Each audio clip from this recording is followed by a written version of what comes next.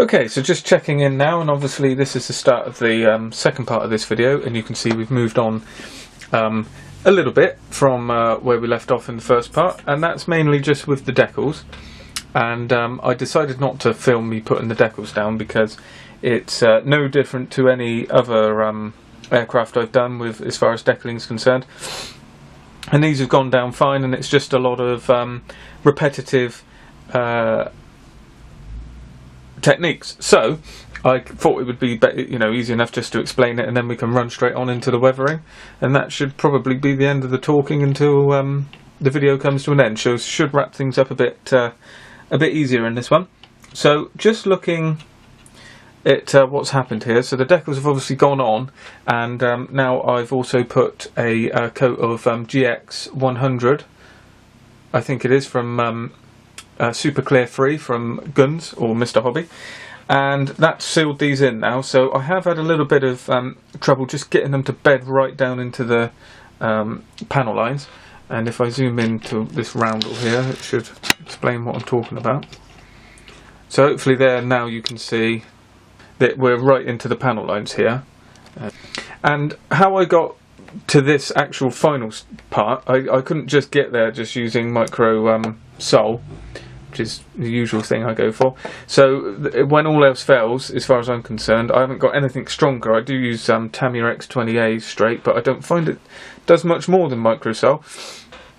I run through with a pin, the tip of a pin here, which is just your ordinary sewing pin, and I just follow the panel lines in and just run through. So if I do this, I should put a blob of blue tack or something on there. So I just run through the roundel like that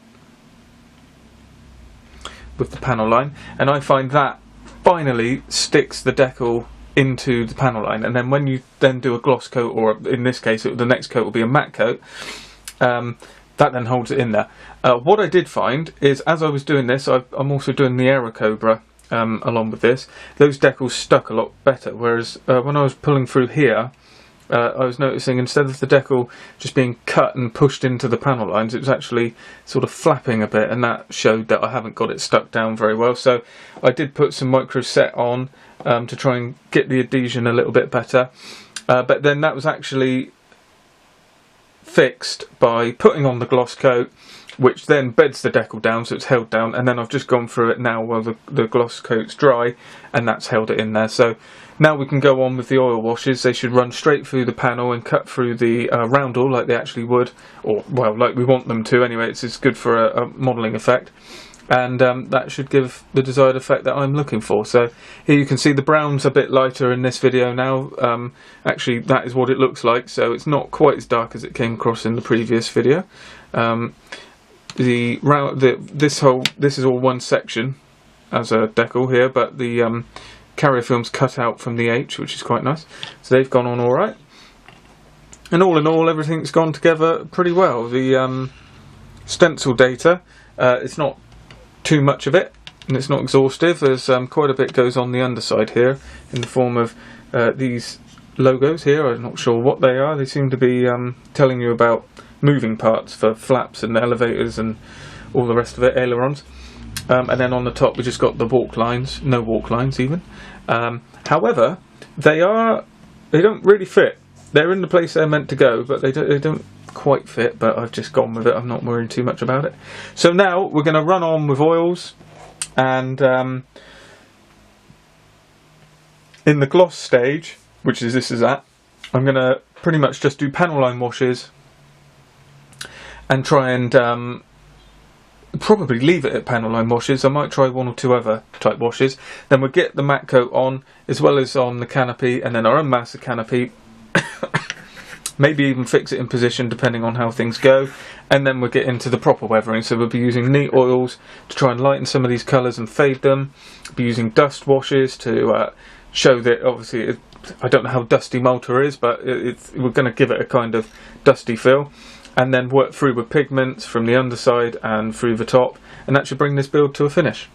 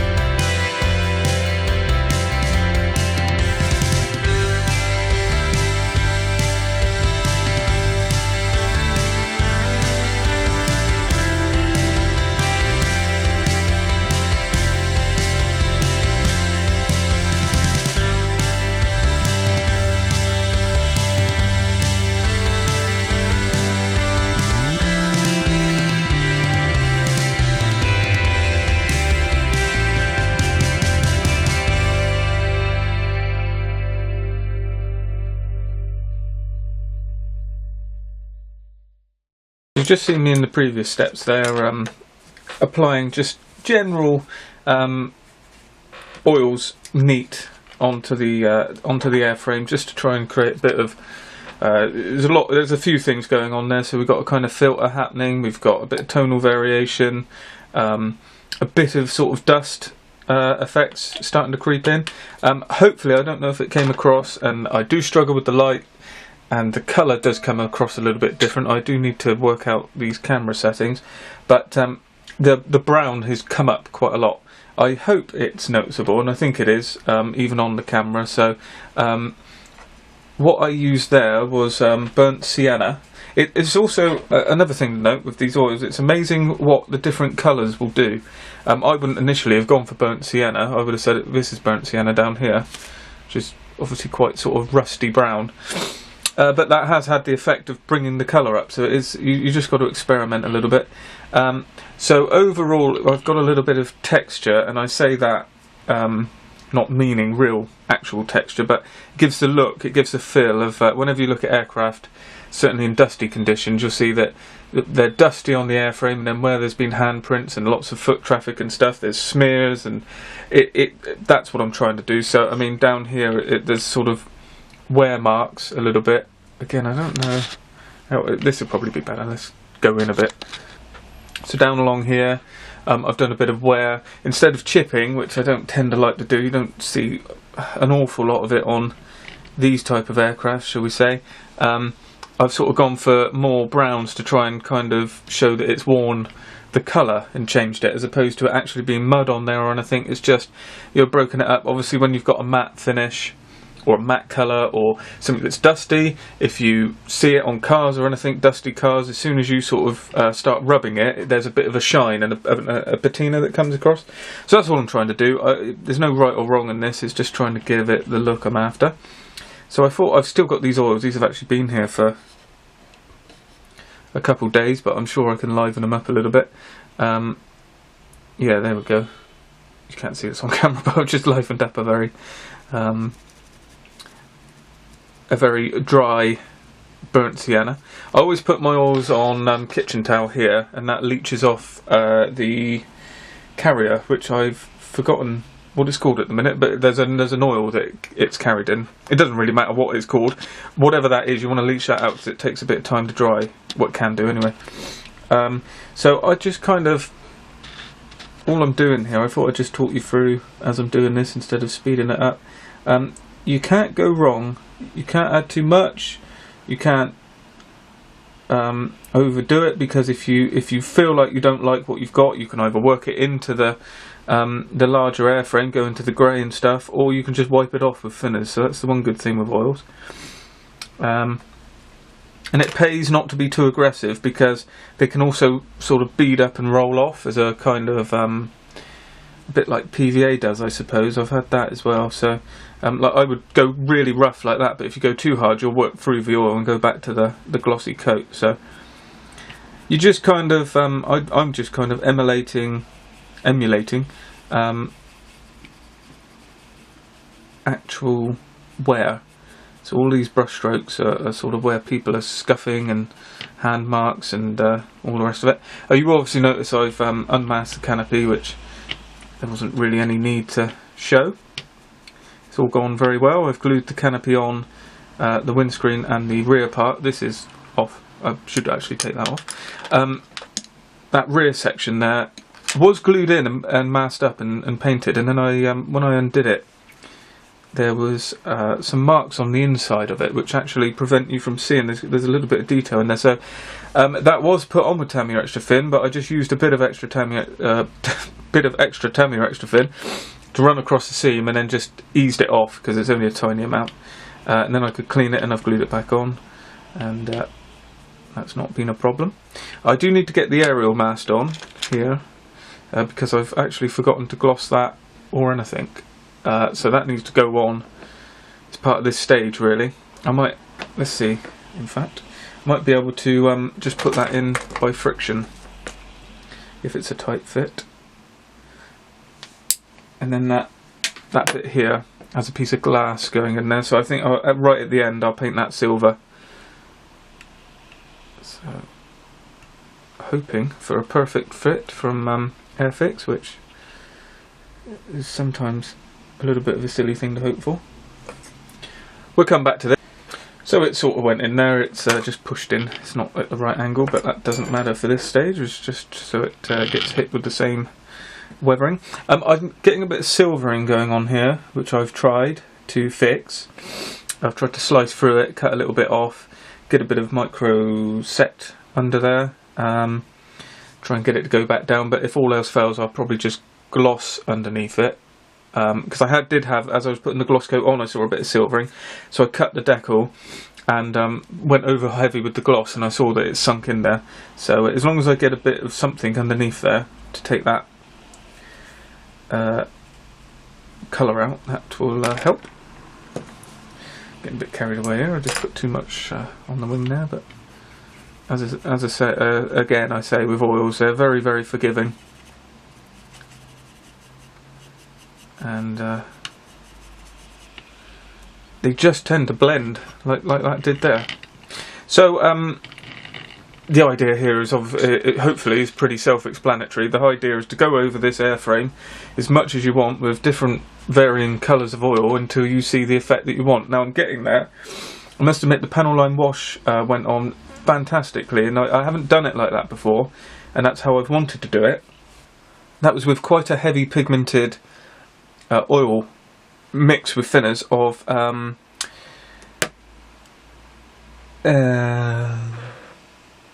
raw umber mixed with black. So I didn't want it to be black. At the same time I didn't really want it to be brown, so I just darkened an already dark brown, and that's given a very nice effect there. It doesn't make them too bold, but at the same time they stand out. But they're in line with the general tone of the rest of the aircraft. So it cuts through the greys as well as it does through the brown, which is what I wanted. And I don't like to go too heavy on the panel lines, because often you can't actually see them anyway on real aircraft.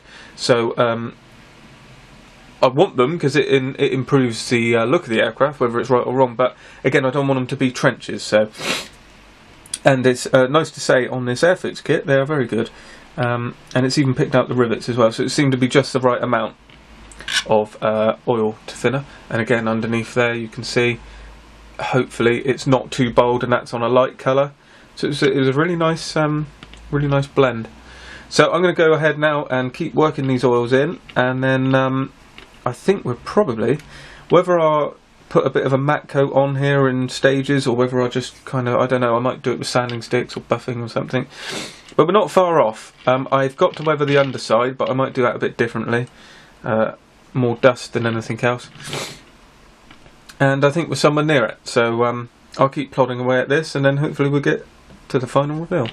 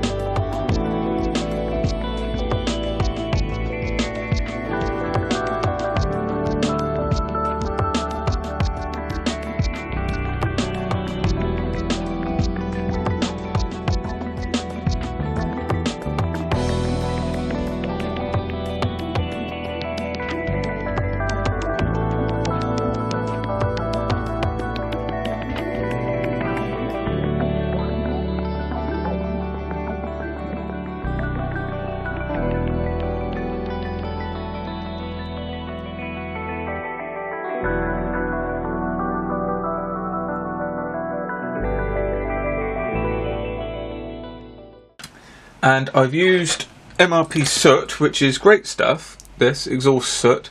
It dries clear but with a matte finish, and it's very, very thin, so it takes a lot to build up, but you'll be able to see there that I've just got a bit of exhaust staining beginning. Now it's very, very subtle. It's coming across more on the camera than it does in person, because that's something to do with the contrast, I believe, so it's picking it up more. But as you look at it, it's very, very subtle. Now I might want to do some I think with oils or possibly pastels, some lighter, a bit of a lighter shade in the centre of it. Because I tend to see that you get, I don't know what it is, but there's a bit of deposit from exhaust generally. And I've sprayed it around here. It's so thin. I mean, this is about, I don't know, maybe 15 coats to get that kind of definition. So there's a lot to play with, and there's a long way before you go too far. So it's great stuff as far as that's concerned. And then I've got the exhausts here, and I've painted those.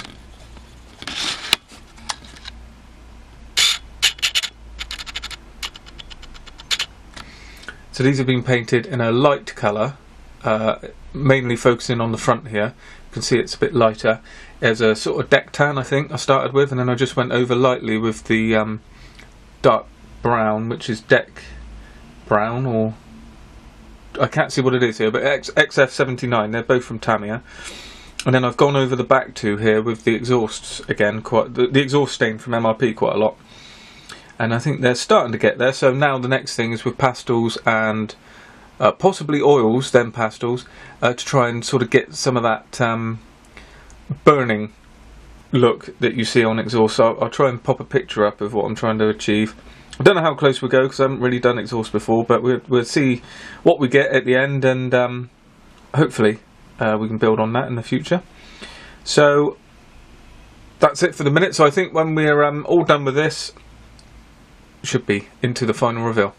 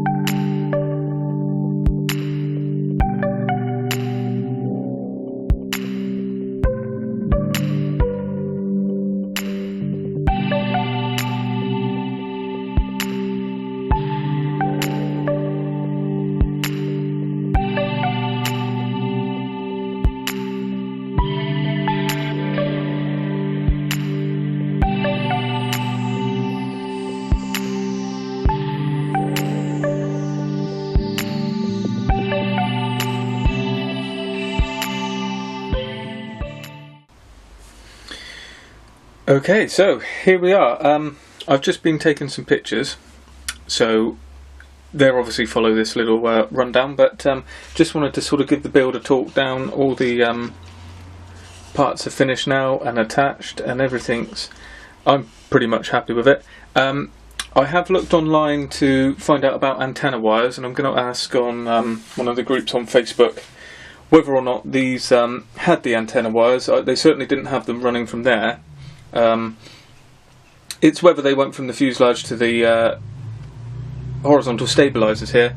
I'm not sure they did, and I've got a picture of this one and I can't see anything, although it's a pretty poor quality picture, so I'll probably leave them off. And I think everything's come together pretty well. This is, again, a good thing. This is, I feel, a step up in a progression, on my last build, so I'm quite happy with some of the techniques I've done. Got little bit of progression with the oil, certainly down here. I'm very happy on the wing root with the wear getting into the cockpit. I do have a couple of decals still that are a little bit silvered, so I will fix them before I start taking this one around to model shows and stuff, and I'll do a few finishing touches. But I think for as far as the video is concerned, this one's complete. And yeah, a build not without its problems. However, they were overcome, and I think, you know, the build was better for it, probably. Certainly not difficult, nor was it easy. It was somewhere in the middle. And again, once you actually got the part for the fuel tank cover down, I mean, it was, you know, plain sailing. That was the worst bit, getting that fettled in and getting the guns in as well, which is obviously something I added, so that was never going to be a perfect fit. I've weathered the underside. It's not quite as good as the top side, but there's the canopy. It's just come off. So yeah, just to finish that, it's all gone together really nicely, and like I said, a little bit trying in places, but I think overall it's come out very nicely. Here you can see the light there is showing quite well with the red coming through. That's quite a nice touch. And the staining on the underside is a little bit, well, I've tried to keep it a bit restrained, but it is a little bit heavy in places, but I didn't really know what to go for down there, to be honest, so I just sort of put the dust on, some streaking and stuff, and I imagine it being in Malta, it's going to be getting a little bit dusty. And I think the restrained chipping, like I've said, really happy with. So all in all, it's been an enjoyable project. So if you followed along and you like what you see, give the video a like, leave a comment down below. I always like to read them, and if not already, subscribe to the channel, and I'll see you in the next video.